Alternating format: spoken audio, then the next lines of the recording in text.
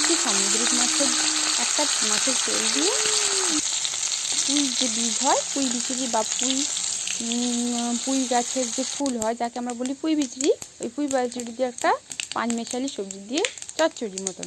চলো আজকে কিন্তু মাছগুলো প্রথমে ভেজে নিলাম, তারপরে দিলাম ফোড়নে 5 ফোড়ন, শুকনো লঙ্কা দিয়ে আমি সব সবজিগুলোকে হালকা করে ভেজে নিই। এর মধ্যে হচ্ছে গাজর, সিম, শীতের যে সবজিগুলো হয় সাধারণত সেগুলি সব কিছু আমি দিয়েছি, তবে মূলোটা বাদ দিয়েছি। শুধু কুঁদলি, আলু, গাজর দেখতেই পাচ্ছ তোমরা, সব রকম সবজি দিয়ে পুরো সবজি সমাহার করে দিয়েছি। এরপরে কিন্তু ভাজা ভাজা করে নিলাম বেগুন আর পুঁই বিচুরি, পুঁই গাছের যে বীজগুলো হয় ওগুলো আমি কিন্তু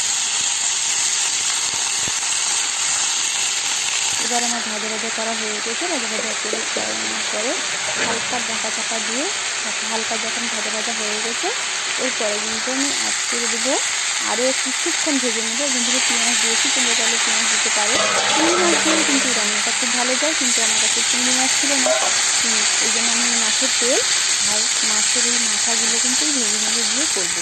এরপরে আমি দিয়ে দিলাম সাদা সরষের বাটা, তোমরা তাহলে কালো সরষেও দিতে পারো, কোনো অসুবিধা নেই।